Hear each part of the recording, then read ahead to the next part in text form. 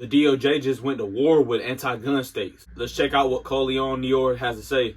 Before we get into this video, make sure you hit that like and subscribe button. Be sure to follow me on Facebook and Instagram. Those links are in the description. I was at almost 5,600 followers on Instagram and they deactivated my page. I don't know if they're going to give it back again, but it's all good. I'm going to run it back up. We're steady growing on this channel. We're at 7,400 subscribers. I appreciate all y'all support. Now let's get into this video. So the Department of Justice just sued California and Virginia to kill their gun bans. And the woman leading the charge sounds like she's been reading the comments on this channel. And I love it. Roll the clip. The most popular handgun in the United States is a Glock make. By some estimates, 2/3 of the handguns in personal use in the United States are Glocks. I personally own Glocks and I lived in California. I could not buy those there today until we get this law struck down. And secondly, the AR-15 is, and other semi-automatic rifles are the most popular rifles in the United States. Millions of Americans enjoy them. And so the standard that California and Virginia is adopting here is that if you live in these two states, you have fewer rights than people in adjoining states. That's not how the Constitution works. The reality is, but according to this reasoning, America would be safer if only criminals had guns. Why stop at AR-15s or Glocks? Let's take away everyone's firearms. That's an Assistant Attorney General of the United States, Harmeet Dillon, running the brand new Second Amendment section inside of the DOJ Civil Rights Division. And what you just watched, I've said almost every one of those words into this exact camera. Here's what happened.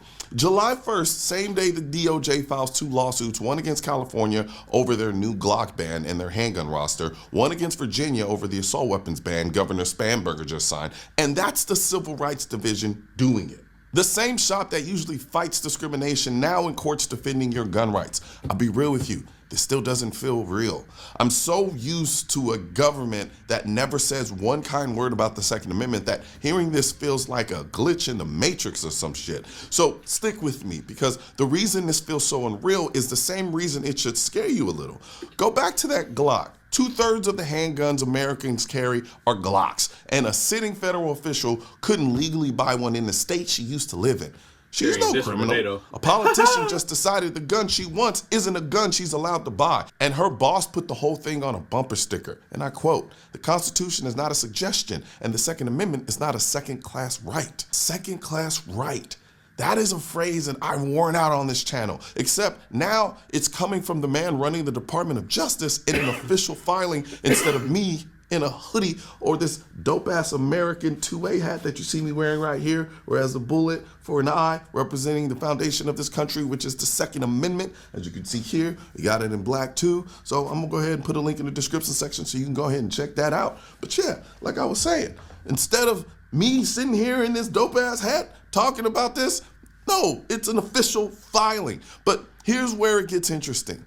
Watch how the other side answered. And I quote, "Our response is simple. This law saves lives. California has proven that strong evidence-based gun safety measures can reduce gun violence while respecting the rights of responsible gun owners. These laws save lives." Right. That's the balancing act, you see. Put your rights on a scale against a feeling and let the feeling win. Bruen already threw that scale out. You don't weigh a fundamental right against public safety because they'll pick public safety every single time. That's the con.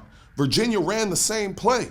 And I quote, "The governor signed this common sense legislation to save lives and protect law enforcement officers, kids, and families from gun violence. And the governor remains committed to making the Commonwealth a safer home for every family." Same words, new state, and Virginia's own judge already froze that law with 2 injunctions.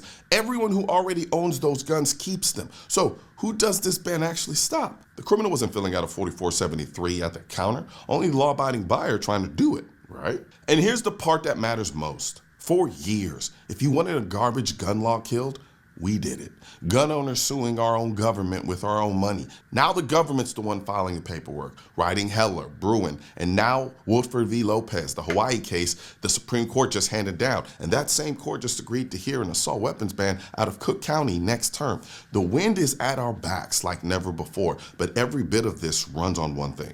Who's sitting in that DOJ chair? It's a choice, discretion. The same office suing California today can go to someone after the next election who drops all of it before lunch. So celebrate this loud. We earned it. But don't get too comfortable. As the great philosopher Future Hendrix once stated. Because winning a battle this big is exactly when it's the easiest to lose the war in the background. A friendly attorney general is a gift. A Supreme Court precedent is a wall. One survives the next election, the other packs a box and goes home. We're living through something most gun owners never get to see. A federal government saying out loud what we've been screaming for decades, and people won't feel how rare it is until it's gone. So today we take the win. The DOJ dragged California and Virginia into court to defend what you and I have defended on our own for years. Let the other side feel this one, but keep your eyes open. Wins like this don't last forever. They last one administration. If you want to watch the full interview, I'm going to link it below in the description section. Go watch. And also I'll put a link to this awesome hat like I said before. So go check them out. One thing, man, me personally, I ain't gonna lie, all of them extra gun laws, that stuff does not save lives. It's not stopping anything that's gonna happen. If someone's gonna do something, they're gonna do it regardless. People will take extreme measures if they're really serious about doing something that they set their mind to or put their mind to. There's nothing that a law is going to do to stop that at all. Only thing that you're doing is stopping the people who want to legally own firearms. You're just making it harder for them, because look at the guy, the Luigi guy who killed the healthcare dude up in New York. I'm pretty sure all y'all remember that. He did that with a 3D printed gun. That wasn't even a legit gun coming from any kind of manufacturer or anything. It wasn't a Glock, it wasn't a Smith & Wesson, it wasn't a revolver of some sort, Taurus, none of that. It was a 3D printed gun. So that means that there's guys in New York, which everybody obviously knows this, but there's guys in New York who are making a business out of printing guns and selling them off on the street. Meaning, people will still get their hands on things if they want to, because there's always going to be a market for it. So there's nothing you're going to do that's going to stop it at all. Police don't stop crimes. They just pop up when it's already over. They don't prevent anything. They just come and see what happened after the damage has been done. So making laws definitely ain't going to do nothing, because laws only help when people are going to follow them. If people ain't going to follow them, it's you doing it for nothing. That's just like saying, I'm going to put a lock on something.